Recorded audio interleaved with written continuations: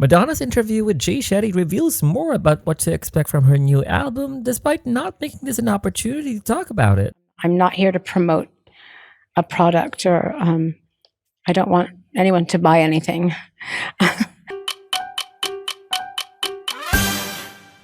But I have to hand it to her. She's a genius when it comes to marketing herself. As this whole thing, including the timing of revealing new music that's halfway through the podcast, is part of this journey to her new era, which is branded as Confessions Part 2. My name is Sergio, and let's talk about all things Madonna. First off, let's talk about the biggest reveal from this interview that everyone is buzzing about.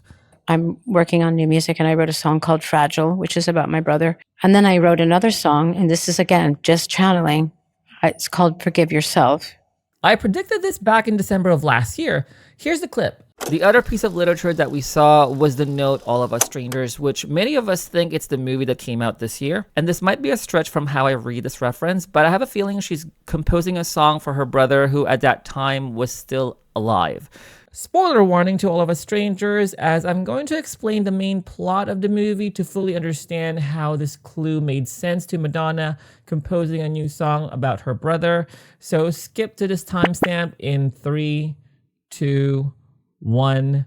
You've been warned. The movie revolves around the struggles of loneliness. Andrew Scott's character Adam goes through the entire movie mourning the loss of his parents since he was a child, meaning Adam has spent his entire adult life mourning, so much that he struggles to connect with the present world and rejects reality and everyone around him. This twist is revealed during the film's crescendo when Adam discovers his boyfriend's dead body, Harry, played by Paul Mescal, inside Harry's apartment, rotting, wearing the same clothes the first time they met during the first scene of the film, fully revealing that Adam manifested the idea of him being in a relationship with someone who he met once. That means the whole time you see Harry and Adam together, it's just Adam by himself, because Harry was just an illusion to him as he has been dead the whole time since the beginning of the film. It is within these deranged string of affairs from Adam communicating with dead people, developed by a fragile mind, that led to Madonna writing a song about her brother. Fragile is not about Christopher Cicconi's physical state, but the distant relationship she had with her brother for many years that's developed by their inner thoughts developed by a fragile mind. I'm really excited how this song flows because this may be the first time she's written a song about her brother.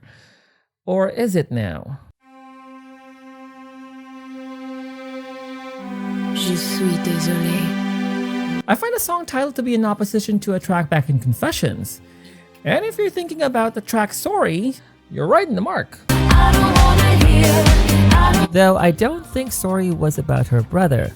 Then again, the demo version of Sorry that was submitted to Warner Brothers to review back in February of 2005 tells a completely different story.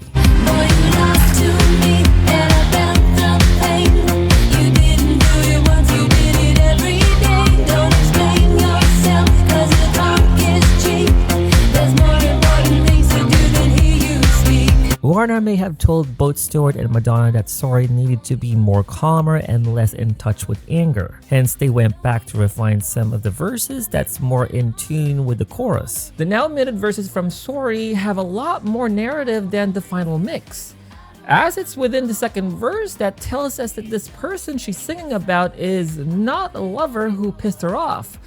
It's someone who completely disappointed her. And it's Christopher who's trying to say I'm sorry to her, but he just won't quit his habits. And I kept saying it to him over and over again when he was dying in the hospital. Please, please, please, I forgive you. You need to know when you pass on to wherever you're going that I forgive you.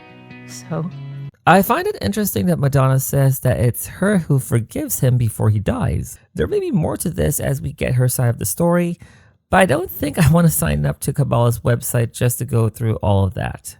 Maybe you guys will. So I implore you guys to read Christopher Cicconi's book, even though Madge herself won't want you to, because it explains when her relationship with her brother went sour. It basically started from Christopher's drug usage, to which Madonna was extremely opposed to the complications of hiring Christopher as her interior designer when she bought a house in LA when she was pregnant with Lola, ultimately pushing him out of her team. This actually brings us to the intended release dates of these songs, especially on what transpired today. That rumor of Madonna releasing a single in the month of October could very well be true, had they went on releasing the new album in November. And that single could either be Fragile or Forgive Yourself, since it would align with Christopher Cicconi's death anniversary in October 4th, which coincidentally is the weekend that Taylor Swift releases her new album, The Life of a Showgirl. So maybe, just maybe, that plan will still happen. She also made a comment about algorithms.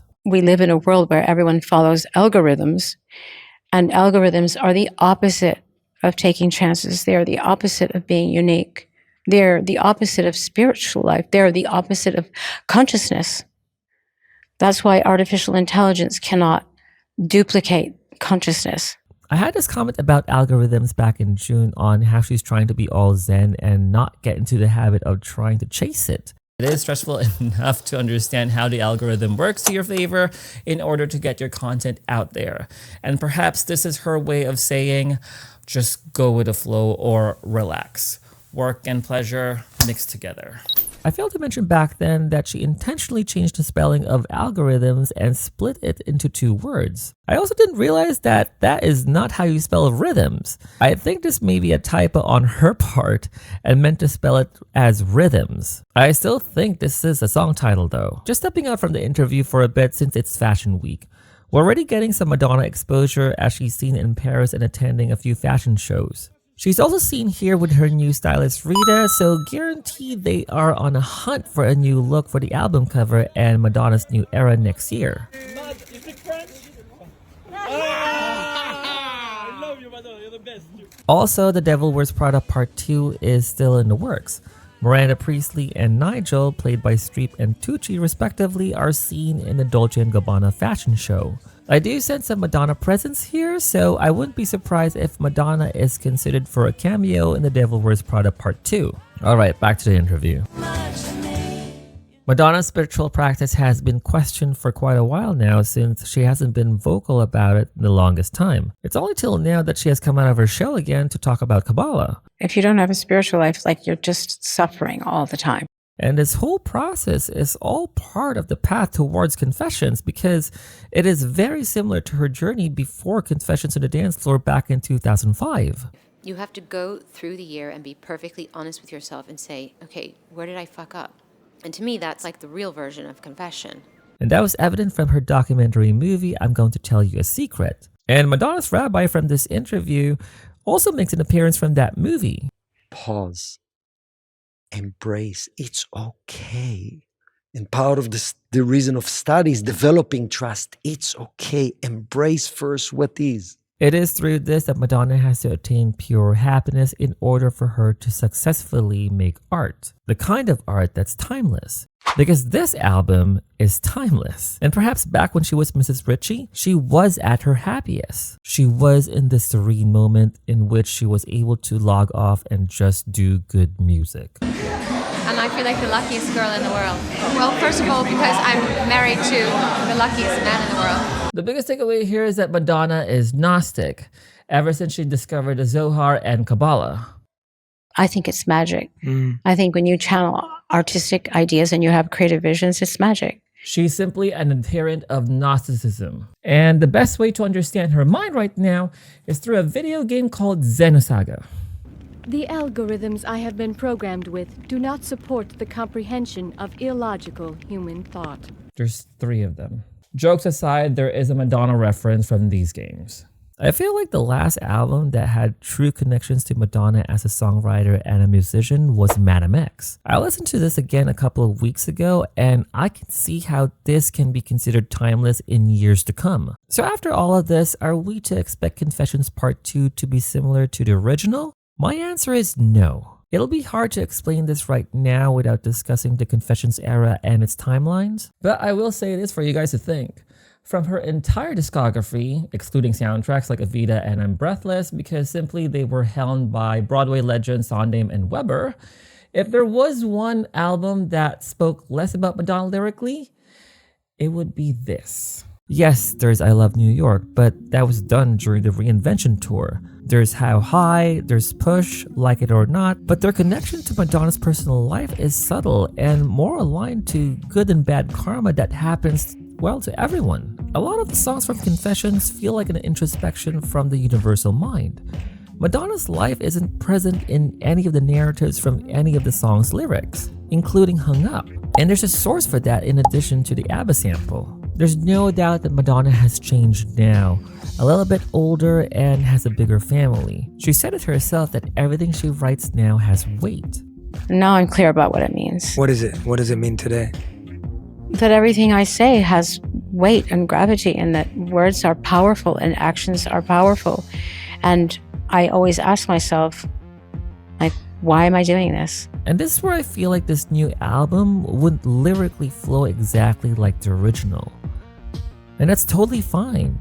But if you compare the blissful lyrics of I Feel Love from Donna Summer, to which Madonna sang during the Confessions tour, to the playful lines of Hung Up about not picking up your phone, to the political whispers of God Control from Madam X, you can sense the distance of her dance music from 2005 to 2018.